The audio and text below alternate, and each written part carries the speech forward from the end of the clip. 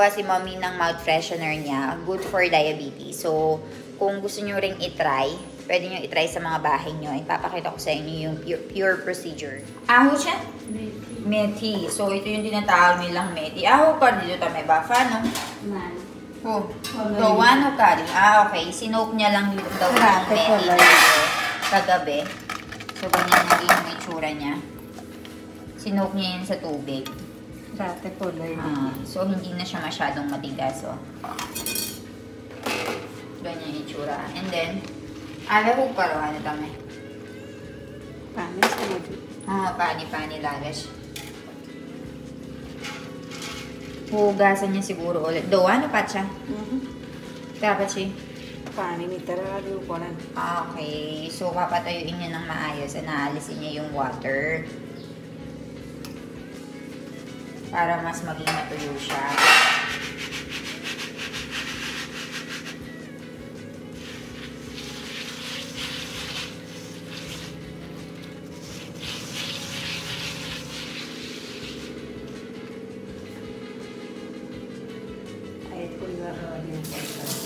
So, papaano muna daw ni mommy dito ng ilang minuto or ilang oras para medyo maalis yung watery. O, tingnan nyo naman, nakikita nyo guys. So, watery siya. So, hindi siya pwedeng maging mouth freshener kasi masisira yung buong mouth freshener kapag matubig-tubig yung lalagay mong methi. So, ayan guys, kapag medyo mawala-wala na nga yung water and medyo matuyo na ng kaunti, lalagyan na natin siya ng iba't ibang mga spices. So, maglagay tayo nitong salt. Ayan. And then, we'll be putting turmeric powder.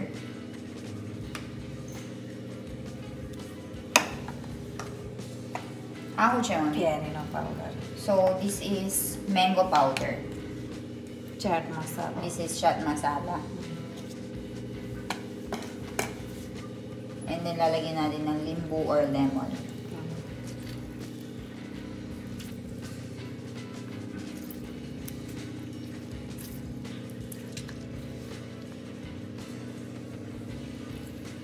Hindi ka koruna lagi.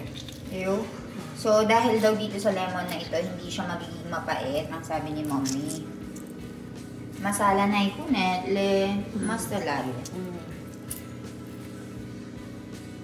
Kachori to sekwani hai haji. Ew. Aje khali rewa dewana. Acha rewa dewana. Kasi haji sekwani. So, ang gagawin daw guys is after natin mahalo-halo yung mga spices or masala na yan, ilalagay lang natin yan and isi-set aside. And then, paggabi, pagkasapit ng gabi, doon natin lulutuin. So, haluin mo lang na maayos yung mukwas. Mouth freshener siya. Ha, mami? Mouth freshener. Mukwas.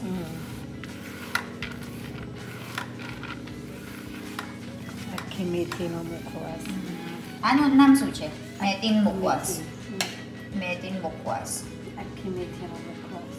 Chaat masala na ipupat siya. So, another chaat masala para mas maging masarap and malinamnam.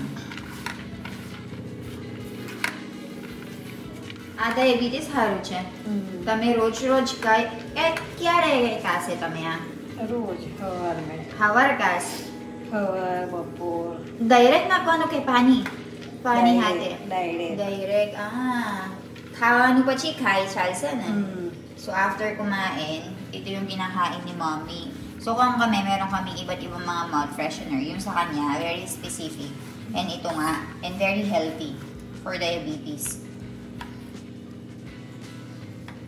Ayaw mo karon. Puro ko So, hintayin lang natin hanggang sa matuyo guys. Kaya ini-spread ni mommy ng ganyan.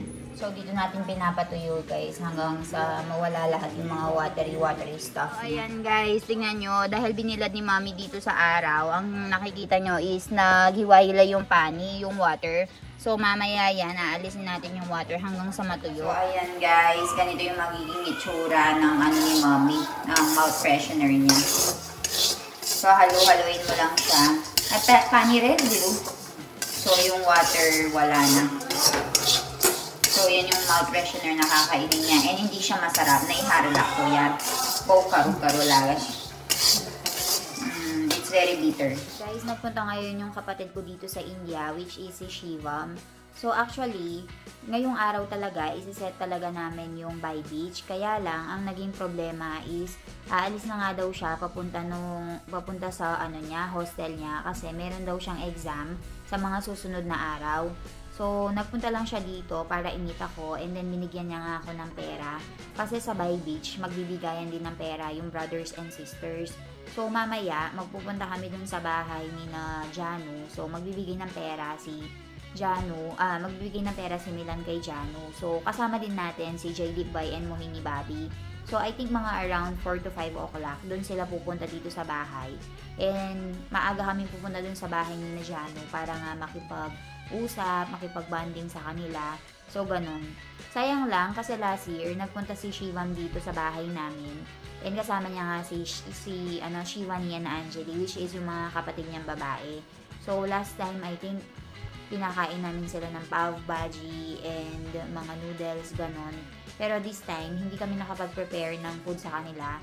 Since, yung schedule kasi guys, medyo mahirap itugma kasi si Nita Mommy meron siyang brother. So, kailangan din niyang mag-prepare ng pagkain sa brother. So, pupunta yung brother sa bahay nila. Tapos, si Deepak Papa, meron siyang sister. So, Deepak Papa, kailangan niyang pumunta dun sa sister niya. So, mahirap magtugma ng schedule. So, ayun, pumunta na lang si Shivam dito ngayong umaga. And, pinakain ko lang siya ng snacks. Hindi na ako nakapagluto ng hot food para sa kanya. Pero, okay lang daw since aalis na siya for exam. Kasi meron siyang exam. So, ayun. Actually, nag-edit ako ngayon ng video. So, mamaya, bababa na lang siguro ako once na magre-ready na kami para pumunta dun sa bahay ni na Janu. So, balitaan ko kayo kung ano yung mga kaganapan ngayon. And mamaya, so, panoorin nyo yung video. Hi guys, kung napapansin nyo, nakabihis kami ngayon. Ayan, nakakurta na naman. Kasi, pupunta tayo ngayon sa bahay ni na Janu. So, dun sa bahay ng mother-in-law and father-in-law niya. Kasi, meron tayong gaganapin ngayon, which is tinatawag nilang By Beach. So, dun sa By Beach na yun guys, yung lalaking kapatid, tsaka yung mga brother ni Janu, pupunta sila dun sa bahay niya and magre-ready ng food si Janu doon. Pagkatapos, bibigyan namin ng pera si Janu. I mean, si Milan at saka si na J. Dipbay, bibigyan nila ng pera si Janu kasi yun yung ibig sabihin ng celebration na to ngayon. So, so ayun. Kitain ko kayo mamaya guys. Sasabihin ko sa inyo kung ano ba yung mga ganap. And papakita ko sa inyo kung ano ba yung mga pagkain kung hindi ako dalawin ng hiya. And then balitaan ko kayo sa mga kaganapan. Master siya. Jordan siya. Hi everyone. So nandito na kami ngayon sa bahay ni na Janu and meron mga bisitang dumating doon. So we are currently sitting here. So ito yung pagkain natin for today. Kain tayo guys. Baya. Bobby. So, pagka-uwi nga namin dito sa bahay, naisipan nga ni mother-in-law na gumawa ng tinatawag na kacholi. So, meron nga kaming tuwer dito and ngayon, ginagawa na ni mommy and ginegrate na niya gamit yung machine na yan. And gagawa nga daw kami mamaya pagkatapos namin na matapos ito and makapagpahinga. So, ayan guys, merong ginawa si mommy dito na parang do or lot. And ito, yung mawo. So, ang gagawin natin is kacholi. Mami, kacholi ho keway. Ho ba na? Kiwirite ba na dito? Tuwersing ni Dana. So, yung kaninang hinahalo-halo ni mami and biniblender niya. So, yun yung Dana. So, ho na ikutame. Garam masala, khan, lilaru, marcha, jiru. Barabar. Hindi ko nga napanood kung paano ba gawin ito guys. Kasi nga pumunta kami doon sa bahay ni na Janu. So pagkarating namin, okay na to. And tapos na nga yung pagkakagawa ni mommy. Ngayon, lalagay na natin yan sa loob isa-isa. So bibigyan na natin ng palaman. So habang nanonood nga kami, pinaupo nga kami ni mommy dito para nga tulungan siya. So ayan guys, tinuturuan ako ni mommy kung paano ba gawin itong mamiyahunam siya? Kacholi. So, meron tayong Tuwir dana ni. kacholi tuwer dana ni. So, meron tayo ditong do or lot as they call it. Ayan, ganyan siya. And mommy is making that. Kacholi. So, she's making round out of it. Circle. And then, we have to put little bit of mawo. From tuwer. Right? Earlier, you saw her doing the blender, like blending it like that. That's it.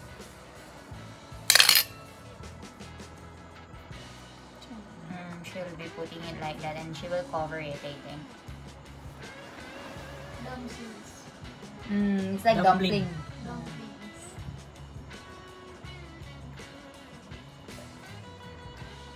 And you make a dumpling.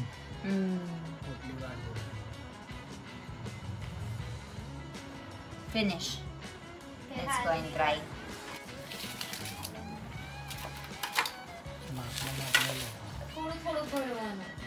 बस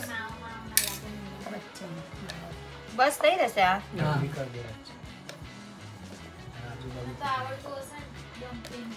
હવે ડમ્પલિંગ ની જેમ બનાવી દે.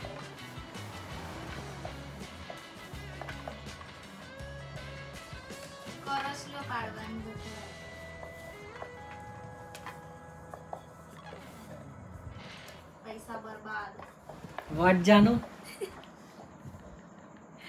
પૈસા બરબાદ. Glenn, tarik buhatan po. So, niloloko nga ako ni Jano na hindi nga daw maganda yung pagkakagawa ko. So, pinakita niya nga sa akin yung proper way. And naglolokohan nga sila nila Milan dito dahil hindi nga din maganda yung pagkakagawa niya. So, si mother-in-law nga lang yung magaling gumawa nito. Pero ang sabi ni mommy, okay lang daw as long as makover ng maayos and hindi masyadong papasok yung oil para hindi masyadong maging oily itong pagkain na niluluto namin.